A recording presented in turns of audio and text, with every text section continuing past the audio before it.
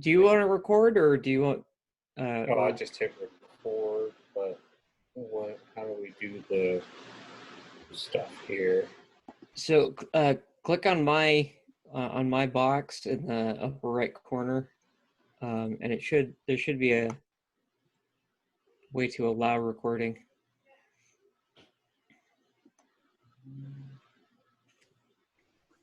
Enhanced encryption, little box there. That has nothing to do with it. It just says I'm recording. At the bottom, I've got security.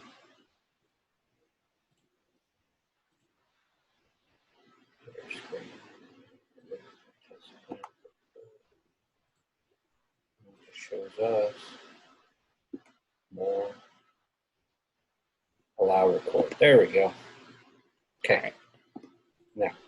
Now that I've done that, I'm not touching anything else.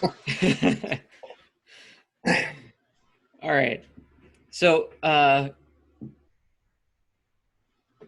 but okay, so before your mic cut out, I was asking like how you were able to discern Kokomo's past in something I hadn't written that I didn't even know. So you I could see it for what I'm looking for. Like, everything he does sets it up. Diving off the ship. Why are you going to dive off the ship? Because you want her book. And then he leaves her. And then, oh, jeez. Being the captain of the ship is one thing. I read him. I'm like, man, this guy is just like, he's deep. And then it's telling Kane to keep an eye on him because, he's not sure yet if he's on their side. I'm like, he gets it. He understands. It's like, I don't know what this guy is up to. yeah. Yeah. Man. So I went back on our discussion, and at the very beginning, you had said the burden of what Dusty is called to do is overwhelming, and this makes him want to be done with the ship. Yeah. His family lineage requires it. And I said yes, but I'd love to know where you read that because I don't recall stating that. You didn't have to state it explicitly. He did. It's like his lineage is, well, I mean, look what his father does. Mm-hmm. Right? So that's kind of in his family lineage. Is he's supposed to be there to show people what they're capable of, and it's just that sometimes it's too much for him. That was one of his motivations for jumping ship too. It's like, I can't keep doing this. And I think he goes through spurts of that. He probably deals or has dealt with in his past depression, like deep depression. And he probably still has spurts of it here and there, but he comes out of it laughing and having a good time about everything because that's the only way that he knows to deal with that. Yeah.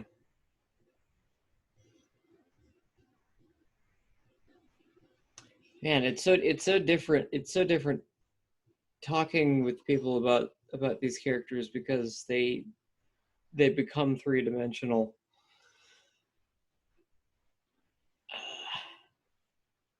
Yeah, it's just, well, I mean, when you consider like pastors' kids, how many of them go on to actually become pastors? It's like a 50-50 gamble, right? But they Yeah. always feel that, like, oh man, I should have done this. Because, especially if their dad's a good pastor, then they're just like, oh man, I should have done that. Because, and Dusty feels that too, like, maybe I should have went to seminary. Maybe I should be a chaplain. Like, he knows that deep down, but his lineage is to kind of help mentor and tutor people. Hmm. It's just too much for him sometimes.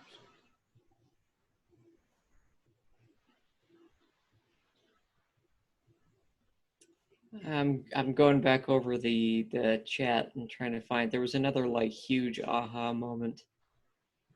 Um,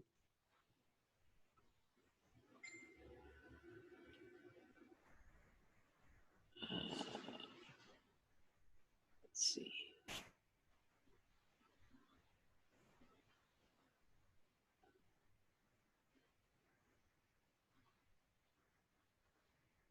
Ah, so you brought up the mentorship kind of relationship between Dusty and Tom, and you said it seemed a lot deeper. Yeah, I think it does. I think, like, if he was just mentoring him to take his job when he leaves the ship, right? Mm-hmm. It's like Dusty already doesn't like the job that he has. Why is he going to train this kid to, like, why is that his whole purpose with this kid is to train him to take the job? It's like every single time he talks to her when he's off the ship, how's the kid? How's the kid doing? Like, he wants to know. And it's more than just like a, oh, well, if he dies, then I have to find somebody else to take my spot. To me, it's crying out more than that. Like I said, the things that he does for Tom are very specific. He's like trying to show him, like, okay, here's this way, these things that you need to do to be a better person. I think he was trying to make sure that Tom was set up and had enough money to be able to just quit too. Like, if he had his way about it, Tom and Kokomo and him all would have been off that ship. It's not just, and he has to remind himself of that sometimes because he says it. Quit thinking that the kid is just a thief or just, like he has to keep that in his mind. Like, no, there's more to this. I'm doing more than what is what would be necessary for me to leave. It's like Mm-hmm. he reminds himself of that explicitly at least once, but probably more times than that. And he's doing the same thing with Garrett, in my opinion. Like, they come in and they tell him about this program, and Garrett's a little hesitant, but in his mind, he's thinking, "Kid, you're alive. Like, that's Yeah. not something to scoff at, and I want you to stay that way." But he's also unsure enough about these people that he's like, "All right, I'll throw my hat in the ring too, and I'll kind of follow along just to catch a glimpse of what they're doing, to see what they're up to." And it's very conspicuous that his dad hasn't been around since he was in the hospital. That's why I say I think he's working on the outside, keeping track of what they're doing out there, and probably telling Dusty what they're up to. Even though you don't explicitly state that, that would seem to be the case to me. Mm-hmm. Yeah, and I'd been playing with the external, trying to figure out exactly what's going on, because there's a bit of a three-tiered system. Like you've been going over that something's not quite right with Bill, and uh, the the things that he knows is just like, how does he know these things? What access does he have? What's his relationship to these people that are pulling strings behind the scenes? And so it's like a three-tiered system. He's like, I'd call him a disgruntled member or something. Like, it's just like, I don't feel like you guys are doing this right. So he's trying to do it differently, but while operating within the system. It's weird. Yeah. Well, and it didn't strike me until I was reading about Dusty's aunt that went missing or supposed dead in the 90s. And Mm-hmm. then I got to thinking, wait a minute, that's when Bill's dad was working with Gustav. So his dad had something to do with his aunt's disappearance. And I'm like, and then the blue skin, I'm like, holy crap. It's not that somebody came along and found his dad's work and recreated it and made Sky Fever. No, Bill had his hand in on making Sky Fever. That way, there's a problem that's being presented, and on the other hand, he's going, I have a solution. He creates the problem so that he has the ready-made solution at hand. It's like, dude, really? And you can see the connection with Garland, between Garland and Kokomo, because um, so when he hired them, he thought that their like number one guy was going to be on the job. He had no idea it was the novice that was going to be going on that mission. Right? It's just like, oh my gosh. So either way, he still would have gotten he still would have gotten something out of it, but that but he rolled with what happened because it played into it played into his external character Yeah. of, hey, I'm trying to help. Mm-hmm. That's why I'm like, man, he's so good at bullshitting everybody. He bullshits Frank. He's bullshitted all these governments, and it's like they can't see the fact that he created the problem and the solution both.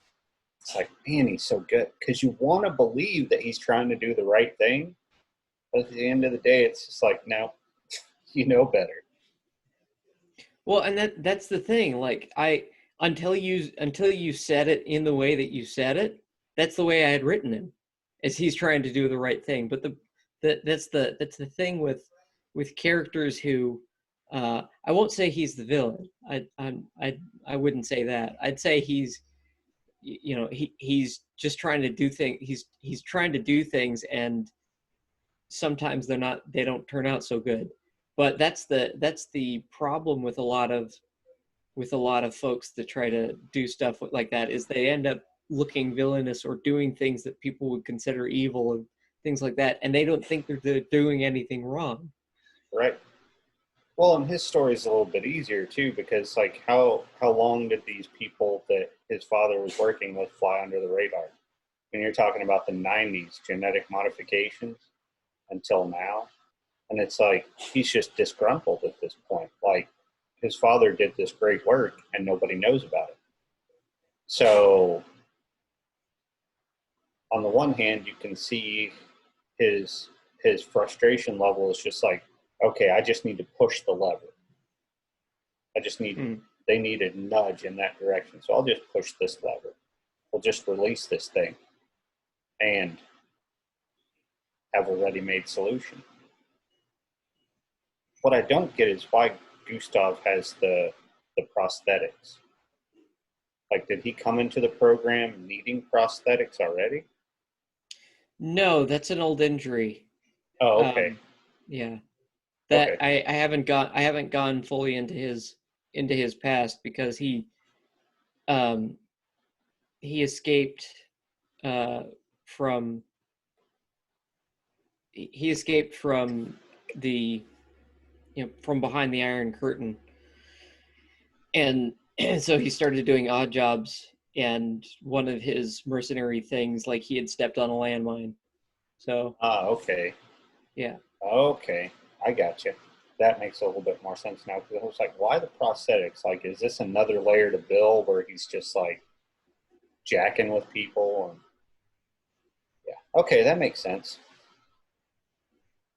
But yeah, once I saw, well, once I made the ant connection when he was like, oh, and she had blue skin, I was like, holy crap! It's like, wow, okay.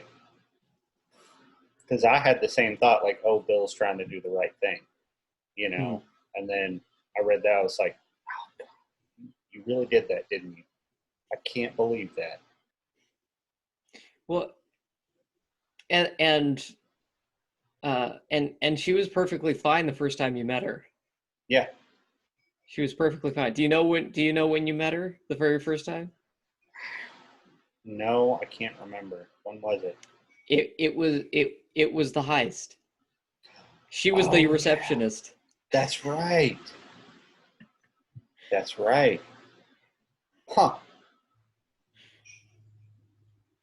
That's why why Tom kind of recognized her a little bit and was just like, what, who does she look like, um that kind of thing. She looked like she could have been Dusty's grandmother or something. And it's just like, yeah, it was it, I tried to figure out a good way to introduce her outside of her initial setting at the cabin in Florida. And when the receptionist thing popped up, I was just like, oh, this is perfect. Yeah. um,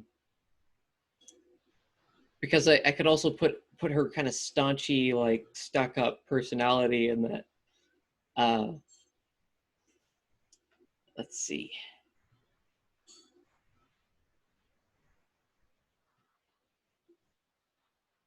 Oh, and then you brought up that uh, it was getting into the like the ethics of genetic manipulation and things like that. Right. And it's like, that's a problem that's not going to go away. It's a Mm-hmm. problem we still question, you know? It's like, it goes deeper than just cloning, right? Clone a sheep. Okay, well, that didn't turn out the way we expected, but we learned something. And now we have CRISPR going on, talking about Mm-hmm. editing the human genome.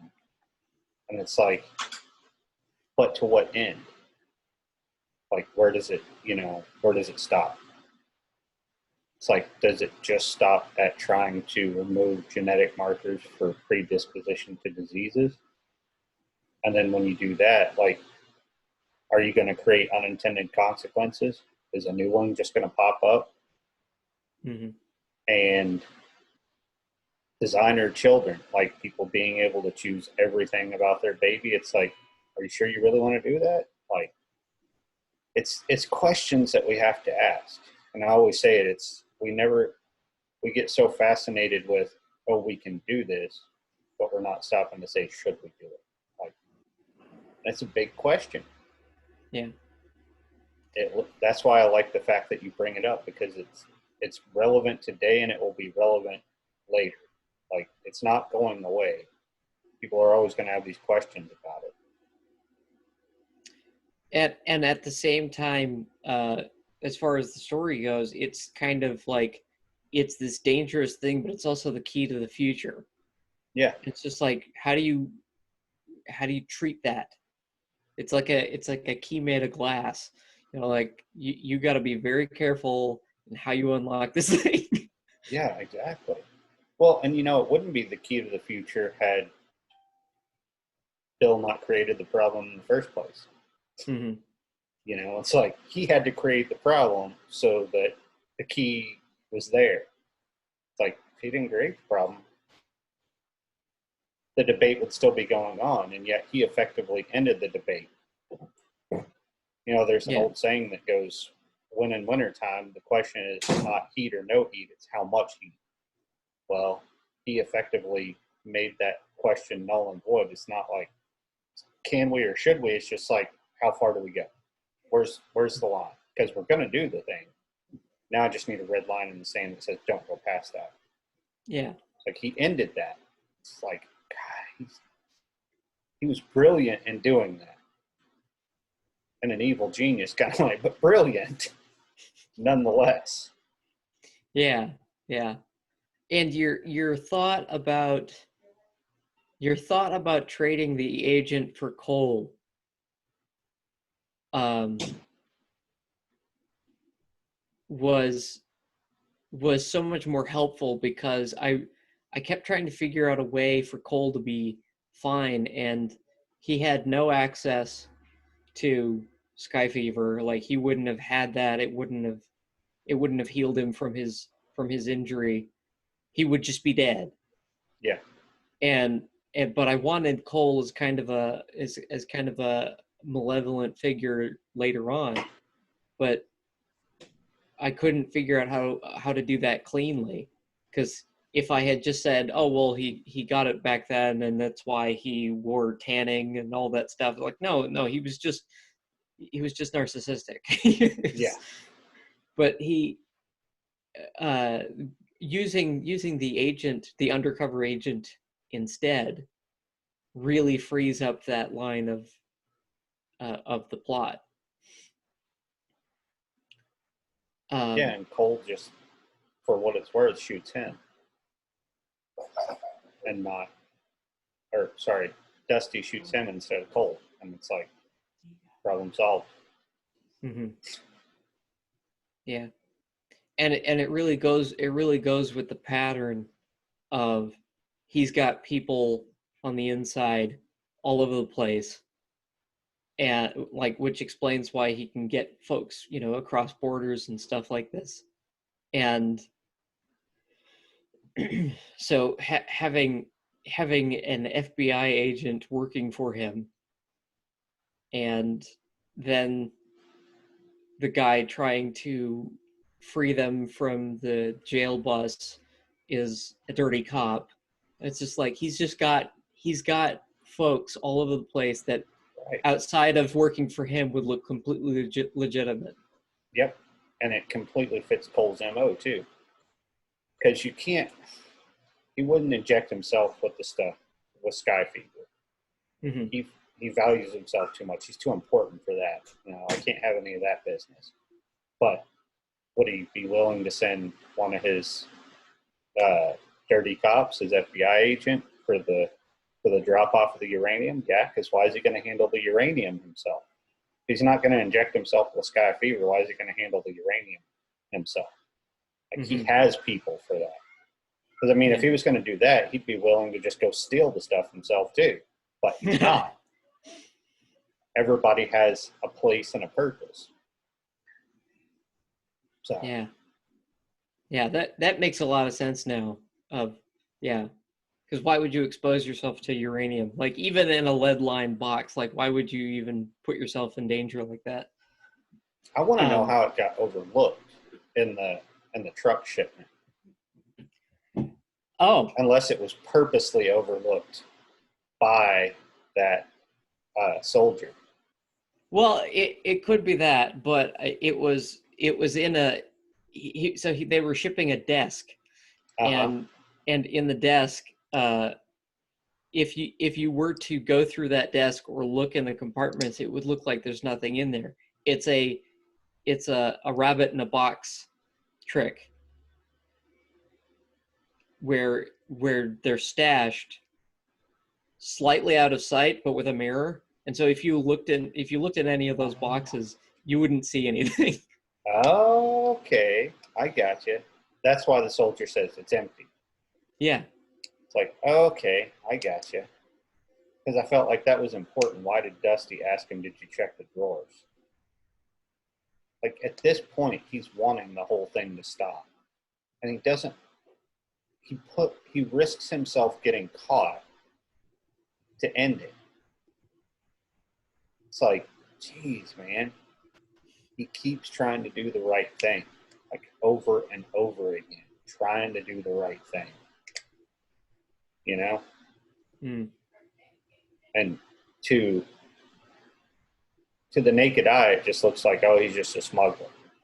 But he keeps trying to do the right thing.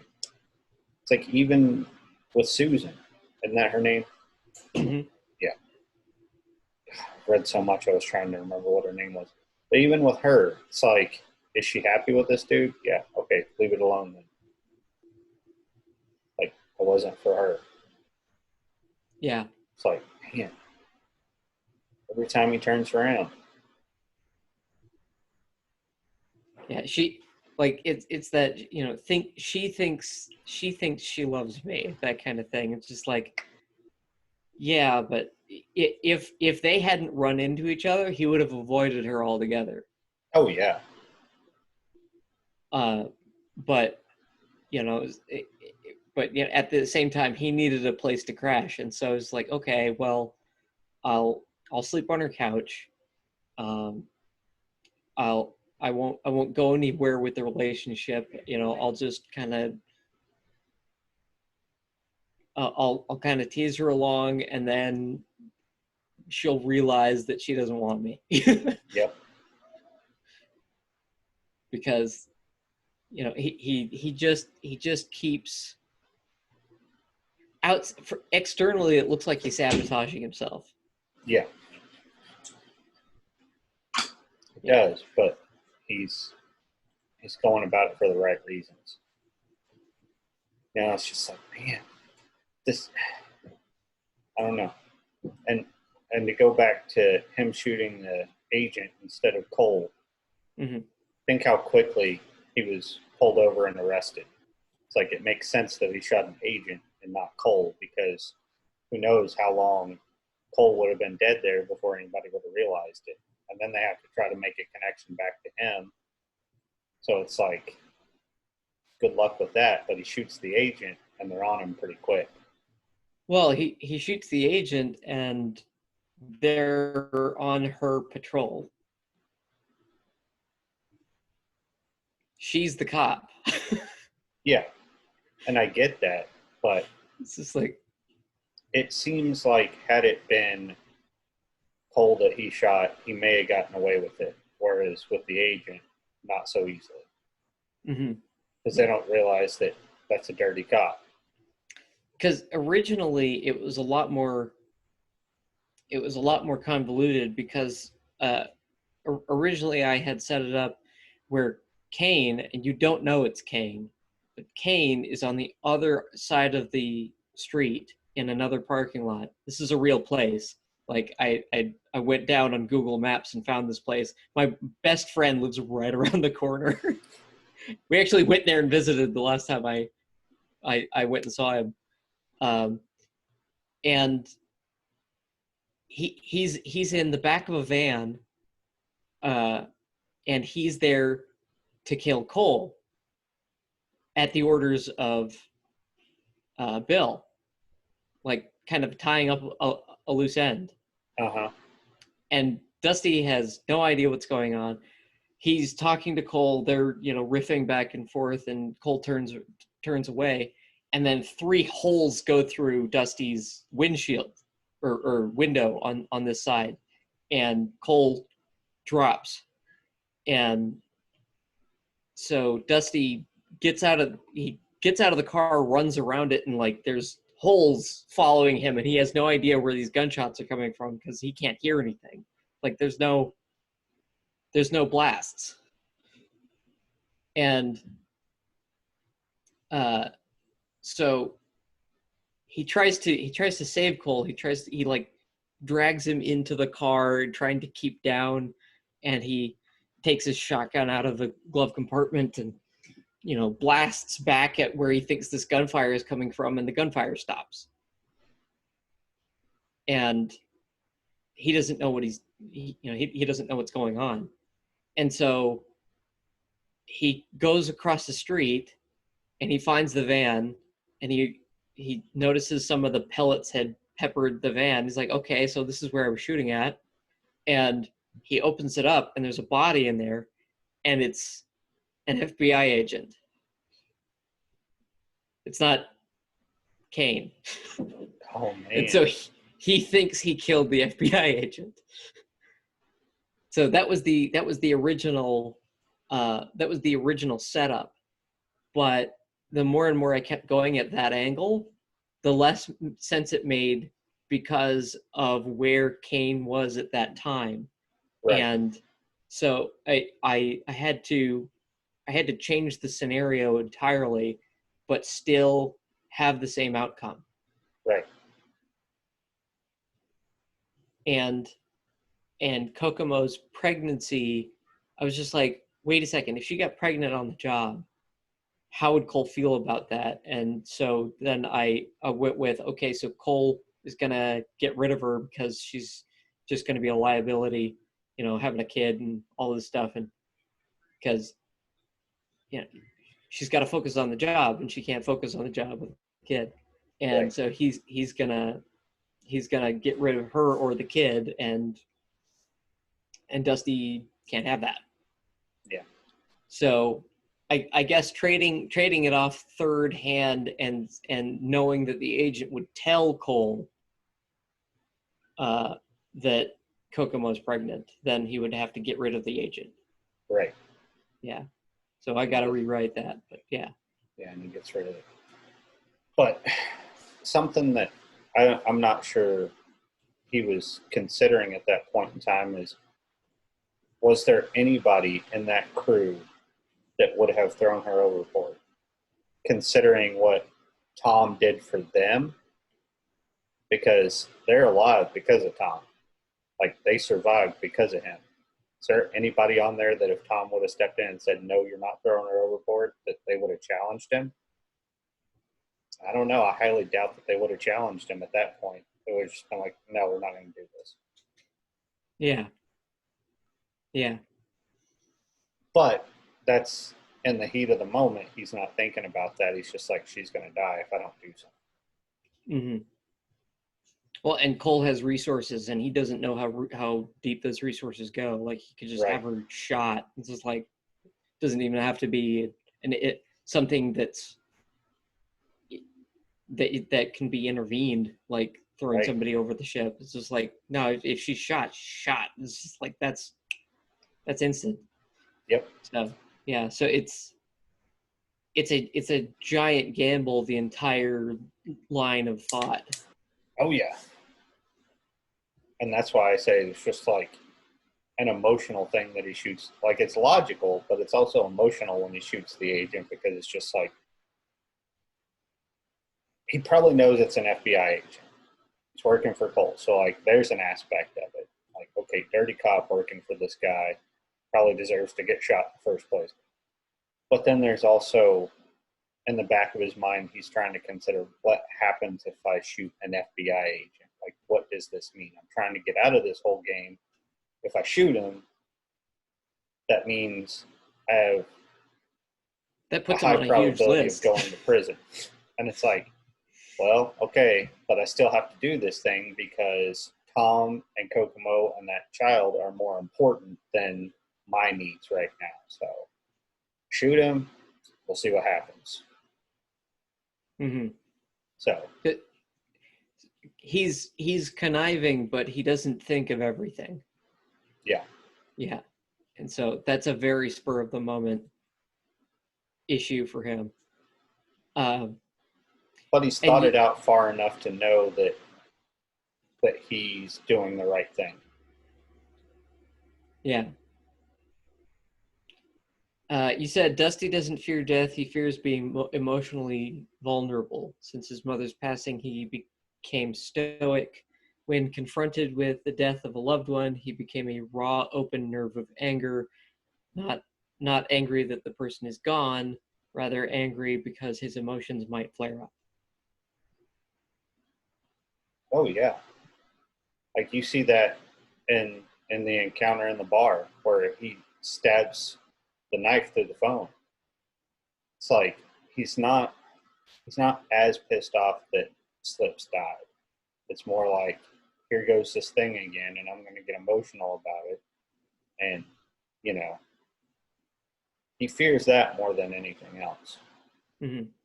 It's like he puts his life at risk all the time, but man, he's But the one deeply time he's afraid. not there, Yep. and it's the same thing that happened to his mother, is he wasn't there, like he couldn't do anything for her. There was nothing he could have done. Yep. And it's these situations where there's nothing he could have done. It's the same thing. uh well, I don't think you've gotten to that point yet. um but it happens again later with a friend of his. It's just like it, it happens over and over again where people die where he has nothing to do with it and he can't help. And it's Yeah. just that that is his number one fear. Like, you could say it's snakes, but no, his number one fear is losing people when he can't help. And he's had plenty of encounters with snakes so far. Yeah. Yeah, the snakes, I talked to Mercury the other day, and went into I went into Dusty's encounter with snakes and the anxiety attack he goes through. And because Mercury is very familiar uh, with mental problems, and so when I had described both Dusty's depression and his anxiety, he said, "You do you ever have these thoughts? Do you go through them?" And it's like, well, the anxiety, yeah. Like, I suffered from anxiety personally, um, and it impressed me that somebody else had done done, like, to a much higher degree, but it impressed me that somebody else had done the same thing I did, because Mercury said got into he got into a way of figuring out how to let his condition wash over him instead of stewing in it. Um, and that's what I had done uh, watching the biblical series. Is that in watching one of them, I was in the middle of a panic attack while I was watching it, and I was like, okay, so how should I think about this? Because, like, I had kind of integrated all that psychology. I'm like, okay, so I should think, what should I do? And uh, I said, well, I'm alive right now. I went through this. I had a whole month of this back in when we lived in Michigan, so I know what this is like, and I know that I can go through this for a very long time and still survive. So that also means that when this is over, I'm going to be alive. So I don't have to be worried about it, because it's just going to pass. Mm-hmm. And I had that thought very quickly, and I was just staring at the screen, and I just went, okay, that means I'm going to do absolutely nothing. I'm just going to finish watching this video. And I just let the anxiety wash through and peter out. Mm-hmm. And there was such freedom in that moment, because up until then I had no idea what to do about it. I would always, like, freak out and start pacing around and then call somebody to make sure that I don't die alone and that kind of thing. It's just sheer panic. But in writing that down, I'm like, okay, so how do I convey that in writing? Uh, and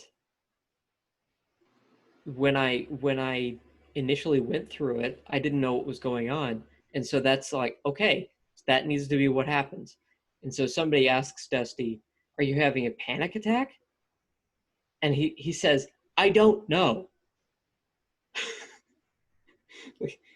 He doesn't know what's happening. All he knows is that he does not feel good, and he, and something just jumped out at him from the mirror. It's like there's something wrong. There's Yeah. something seriously wrong, and so he needs help. And it's like, yes, that that's accurate. Yeah. But yeah, he has a lot of encounters with snakes, doesn't he? Yeah, yeah. And that only gets more meaningful the farther this story goes, as far as, like, the rest of the plot, not just this book, but, like, the story in the future, is that his encounters with snakes gets more meaningful and harder to deal with instead of easier, because he gets exposed to them more, which is supposedly the cure. um, but the manner at which he is constantly exposed to snakes is uh, is a lot more nuanced than, here's just this creature that you can't negotiate with, Yeah. and that is trying to defend itself and therefore trying to kill you. Yeah. Yep. And I mean, yeah, it's been good so far. Like, reading that, but I was just like, man, this guy's got a thing with snakes. And then I realized that at the truck stop, Bill is the one who threw the snake into the truck at him.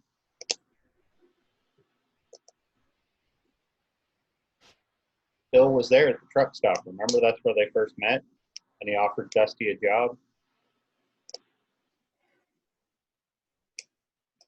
What would his motivation for putting the snake in the truck be? To get him out of the truck. But he didn't know but he was Well, already out of the truck. So when Bill meets him, he's out of the truck, right? was the snake in the truck with Dusty, right? The snake's in there with him Yeah. already.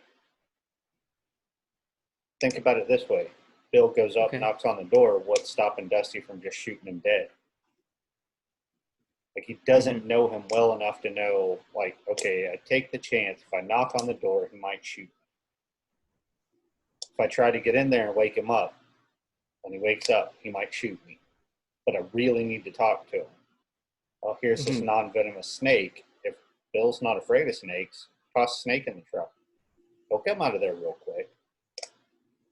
Dusty comes out of the truck, fights off the snake. Who's there? Bill. Standing right there, waiting to talk to him. Well, and Bill is the one that made the snake attack him. Yeah. Accidentally, but the reaction, he didn't. So like he couldn't have known that Dusty would freak out the moment he said snake, but when he did, his loss of eye contact with it made the snake strike. And so, like, up until that point, Dusty was relatively calm and was like kind of okay with trying to get the thing out of here without any incident. And I felt like that was a very Dusty thing, because it's scary, but he was being mature about it. And then because he had the encounter before, but at the first time he had encountered the snake, it was a practical joke. Yeah. In his pocket. And so that he can literally laugh off. The second one is, okay, this is freaky, but I'm just going to deal with it. The third one just comes out of nowhere and is attacking, like not letting up. And so it's a steady escalation. Yeah. Of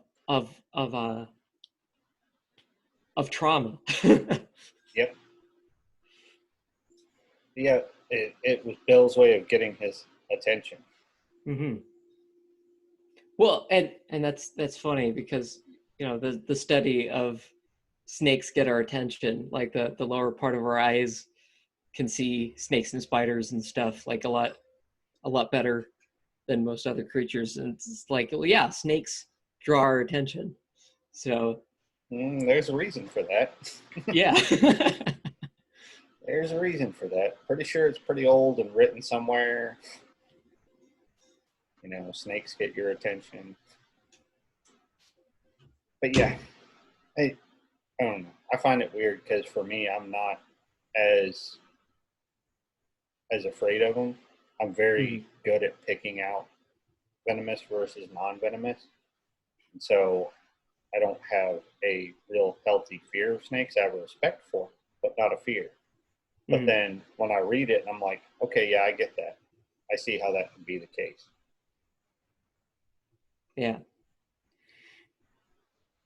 And the next part that you brought up was the not so subtle ramp up of executions. Oh, I mean, that one made complete sense to me. Like, here's the governor. He's ramped it up to what, 2 a day at this point? It's like he's in on the pay cut because these men should be dead, right? And like nobody's even going to think about the fact, like even if somebody reported that he had pardoned Dusty, it's like, well, you just pardoned him posthumanous because he's dead. So they're just like, oh, okay, well, you just pardoned him of that after he's already dead. This is not a big deal. He's an untraceable soldier now. Garrett's an untraceable soldier. It's like, how many more did he do that with? How many more is he on the pay cut for? Yeah. Like, because you have a problem with not as many people signing up as recruits as Bill needs. Here's a bunch of people that are already scheduled for death. If they don't die, they come out of this thing alive, and nobody knows that they're not dead, then when someone like Kane goes to visit and say, hey, here's a proposition. Like, you can join this program, and not only will you be healed, but you have a job, you've been pardoned.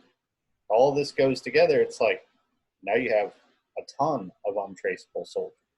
And as long as they're the right people, Bill's going to be kind of selective, but as long as they're the right people, you've got untapped potential for having untraceable soldiers.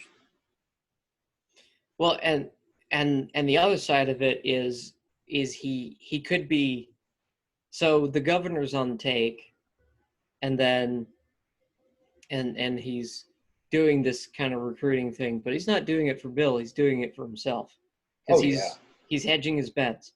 And Bill knows about this, and so he's cherry picking from the governor's crop of personal bodyguards.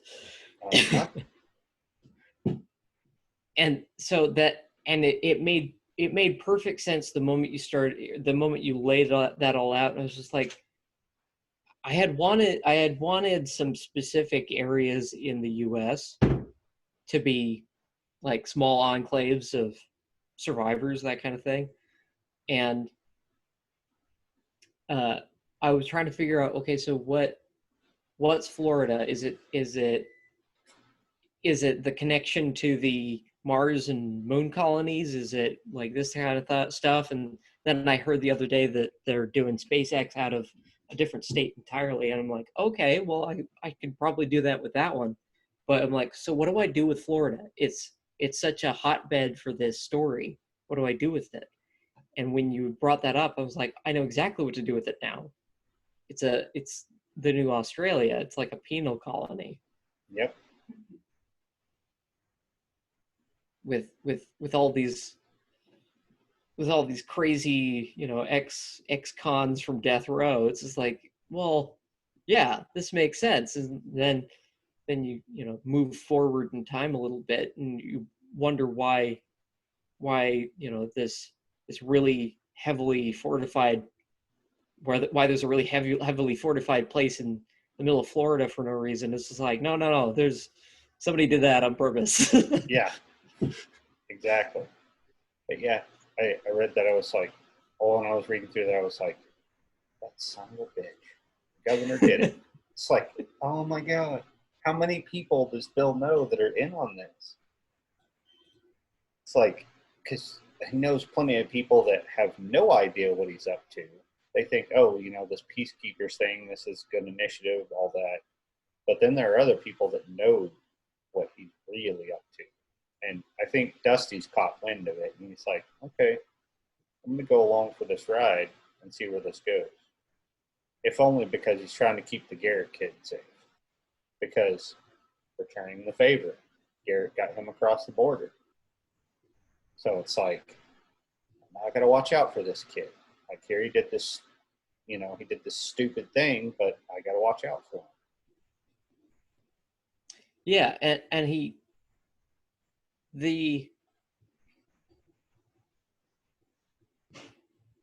wanted the story of this to be, what if the what if the main character was an Obi-Wan character.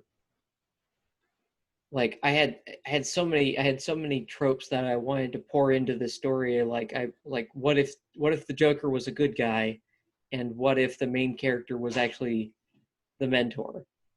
Yeah. And it really solidified when I had introduced Tom, because Tom was a later introduction. It was just between Dusty and Garrett for the longest time, and I felt like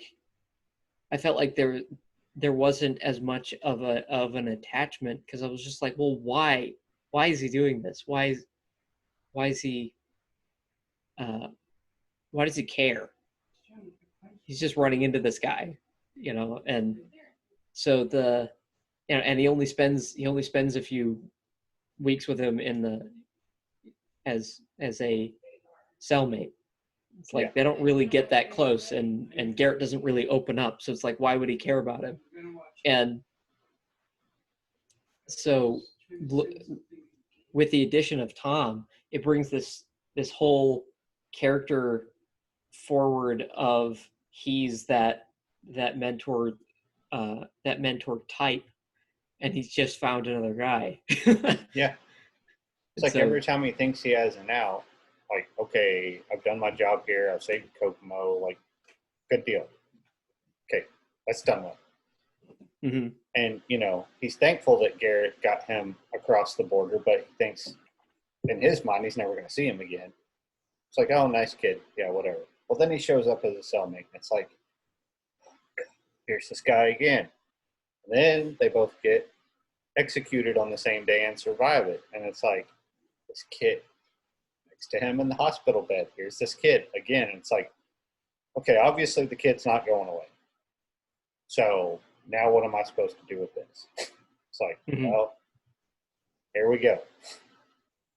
Yeah. And So it's like every time he finds his way out, somebody else steps in and it's like, or gets in his path and it's like, okay, well, one more, and he just keeps doing it. It's like well, part of him begrudges it, but then the other part is like, who is he without it? and and these are the semi-success stories of him trying to do this, because you hear about his background with, like, why do people not want to work with this guy? Like, all of his partners die.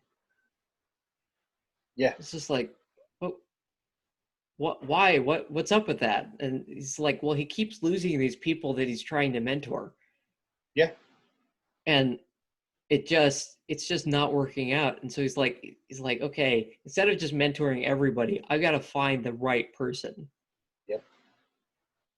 And then that on the can. ship comes a kid who he knows a little bit knows about his father probably and what his father did for a living. And he's looking at this kid and thinking he's got a lot of potential, like, and just keeps watching him. Like, I can see that he's been watching him. And it's like, okay, I'm watching him, but he needs a little push in the right direction. So he dives off the ship. Not a very smart move, most people would think, but he's hedging his bets that Tom's coming in after him. Yeah, So, because he knows he's on the night watch. yeah. And then he's got to figure out, like, okay, now what do I do? Um, like, well, then he's got to offer him the job of working with him, and then he's got to watch him. Like, none of it is really about him being a good thief. He's doing it so that he can watch his character the whole time. Like, what kind of kid is this? Like, is he gonna get a thrill rush out of doing this? Like, is this the only thing that's gonna matter to him? And if so, like, I'm done wanting to mentor this kid. Yeah. Or And does he when they're in have? the truck, like, can he stay cool under pressure? Yeah. Yeah. What's his character like? Does he have integrity? Like, those things matter to Dusty more than he wants to let on because he's a smuggler.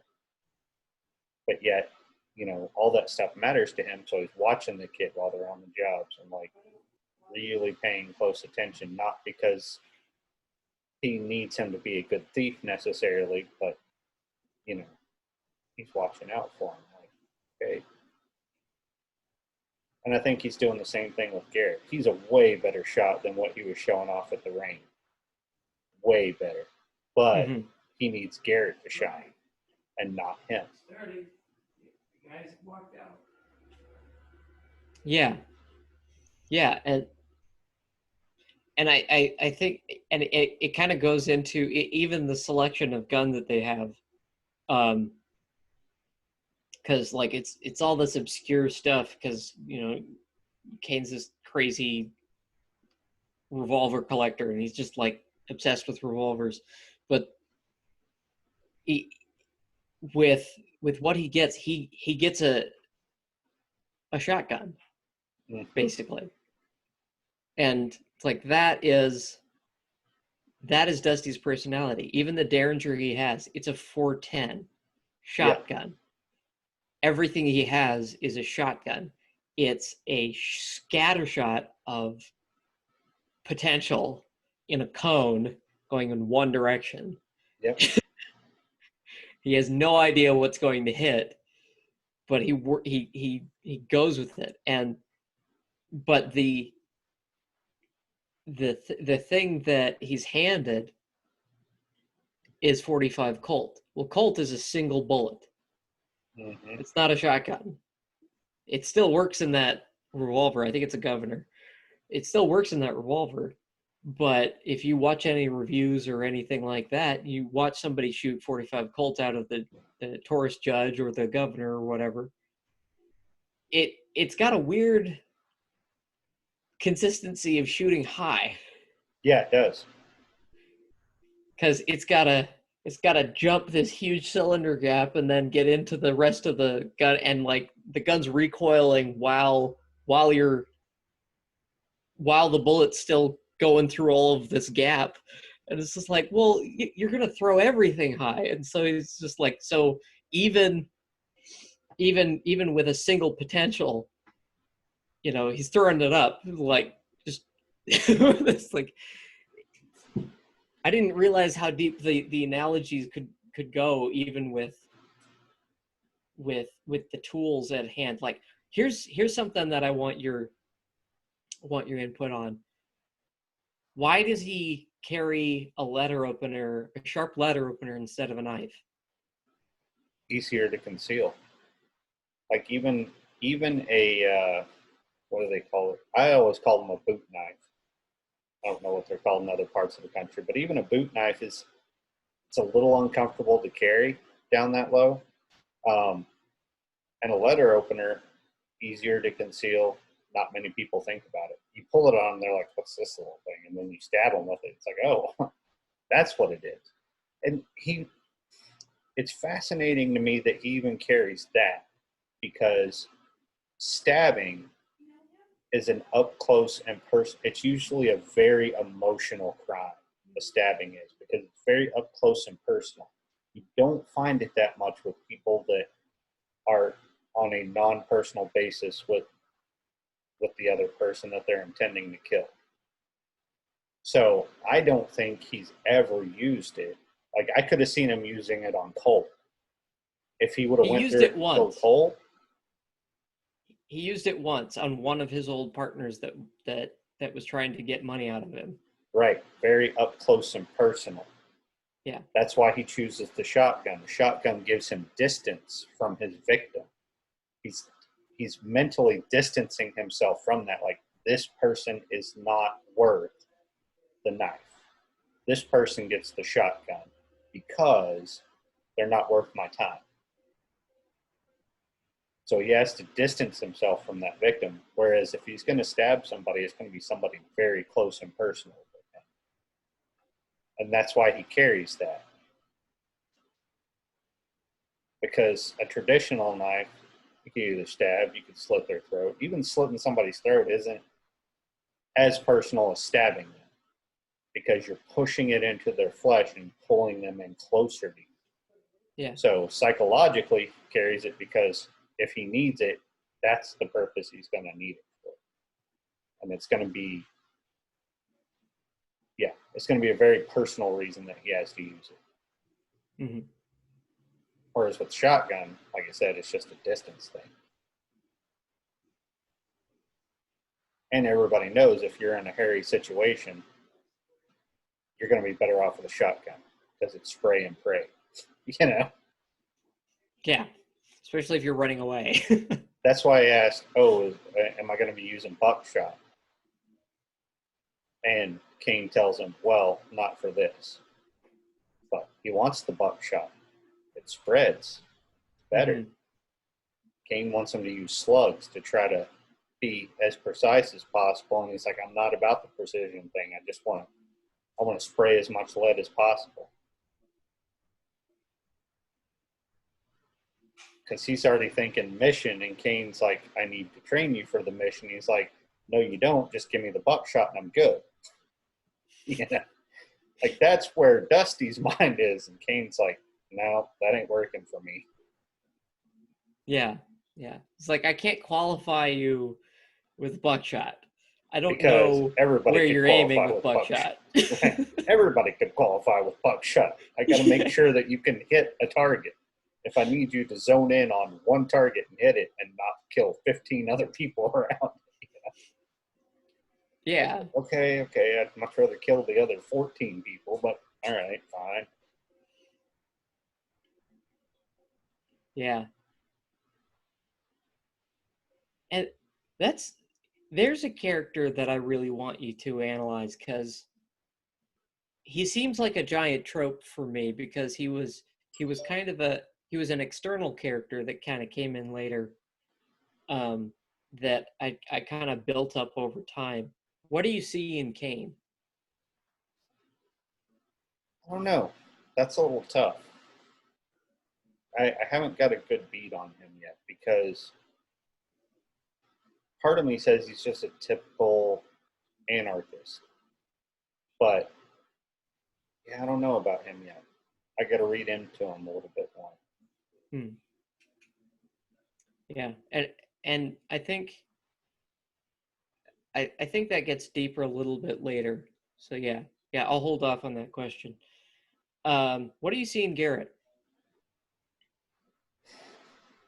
Well, I mean, he's definitely had daddy issues, but not a lot yet. Really, Hmm. be quite honest. Like he's typical soldier that was willing to take orders, but I don't see much past him yet. I'm not quite sure what Dusty sees him, other than the fact that the kid just won't go away. Mm-hmm. Let's see. How long have we been going? What's that? Oh, I was wondering how long we've been going because Oh, my kids are probably ready to go fishing. oh, okay. But I definitely want to do this again once I'm in to like be able to analyze Kane and Garrett a little bit more because I know there's something to Garrett, something more than just he won't go away. Like Mm-hmm. there's something more to him that Dusty sees. I just don't know what it is yet. How? Okay. So how far are you in? What chapter are you on? Just started chapter 46. 46. Okay. Yeah. 46. So I'm trying to remember what's going on around there. They just got their missions. Like at the Yeah. beginning of 46, you see Dusty on his first mission. It's like the very beginning of the chapter.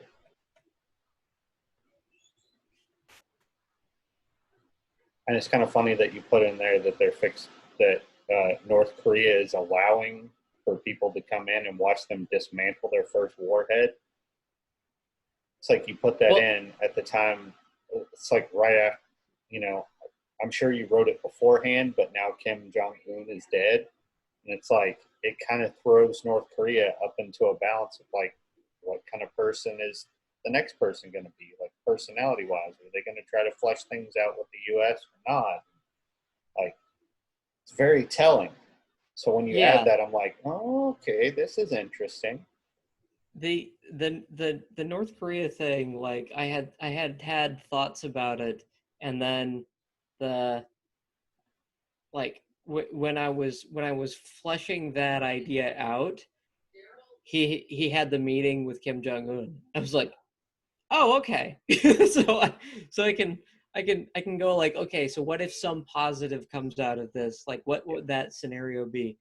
And and the idea behind like, okay, we're gonna do this in good faith, that kind of thing. But there's a lot of internal tension going on, Yeah. and Well, like, because it's North Korea.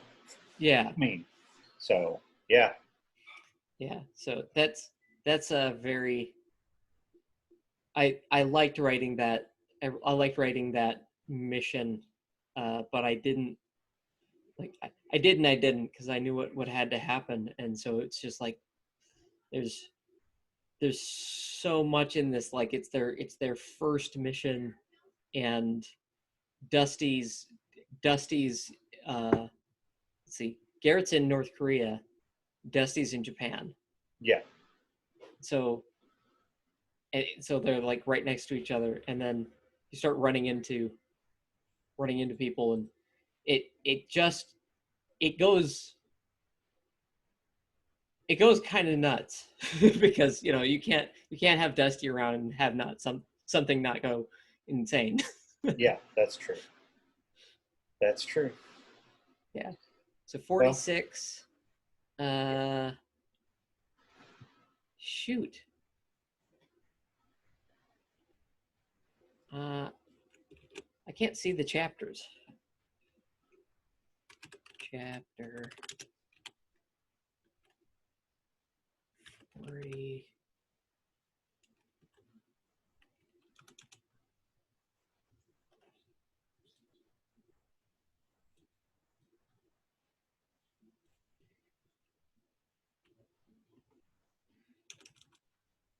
That's strange.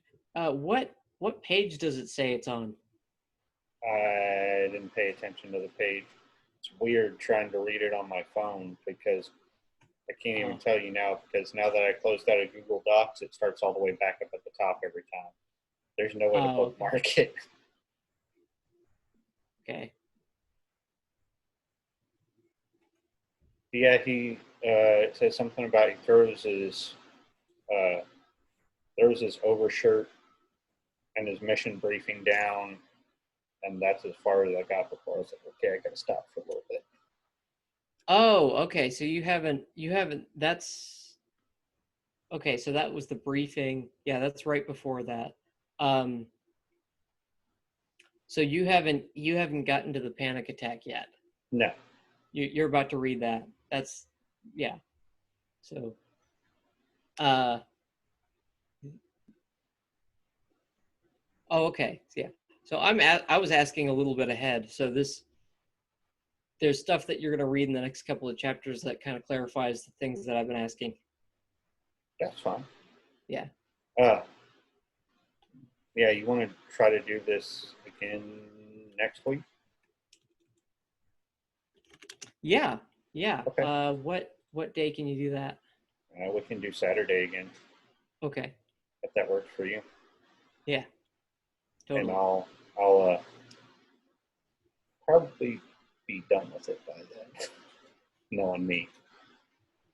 So yeah, I should be done with it by then, and we can just kind of discuss the rest. But of course, I'll keep sending you direct messages on Discord when I come across something. I'm like, oh, that just makes it easier for both of us to be able to bookmark it and go back and look. Yeah. Yeah. Uh Real quick, I want to ask you what do you think of the short chapter format? I like it. Yeah. I wanted to do that because I have such a hard time sitting down and reading something. And so I felt like, If if it's short chapters, you can be like, okay, I can, I've got time for just this chapter. And if yeah, it's not like 72 pages of one chapter, you can be like, oh, okay, yeah, I can get through that. I'm the yeah, same yeah, way.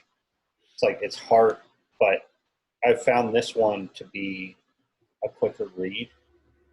And it's maybe just because I'm more engaged. Well, same way with Lost, but I'm just so much more engaged with the characters because you did some of the same stuff he did for me, which is you didn't tell me who the characters are. You didn't define them so close knit that I can't look at them and be like, oh, this is what you're up to. Oh, this is who you really are. hmm It's like I can't read Stephen King novels anymore. I used to be able to, but he will describe to you the rock in a way that it's like it can't be anything else but just a rock on the ground. It's like the level of detail about the rock. It's like, no, give me some room to explore. I need to, like yeah, what world have you built out here? You know? yeah. it it it's it leaves no room for metaphor. No, and for me, I can't read a book like that. But if it's Mhm. just like, if it's just you're throwing in a bunch of random people and it's like, here's some stuff they did down, and be like, oh, this is what you're really about. Oh, this is what you're up to. Like, like I know the author says this, but I can see what you're up to. I know what's going on behind the scenes there. It's like it's inviting the reader to actually be invested in the character rather than just reading about the character. Mhm. It's like they become invested in it, which makes it 'Cause all the better. I've heard some people say, like, well, I don't, I don't understand, like, I don't understand what's going on here or here. It's like, well, just keep reading, and Yeah, like, well, I don't know what's happening here. It's like, well, just keep reading. And the the thing that I wanted to do with this book, as far as the style goes, is I really wanted to be able to trust my reader. Like, I really didn't want to treat them like an idiot, right. because so many times I've read books and they go back over this situation that happened over and over and over again, and they'll re-describe it and go back into the pain. And it's just like, just stop. I know what happened. Yeah. So I wanted to trust the reader. Well, yeah, you've accomplished that so far. Well, thank you. I'm glad to hear you say that, because I was worried for quite a while. It's like, No, you've accomplished that for sure. all right, Okay. Yeah, I feel like that's a good place to stop. all right. And Have then we fun can, fishing. yeah, thank you. And I'll get back to you about next Saturday about a time that works for you. Okay. Alrighty. Well, we'll All see right. you next time, brother.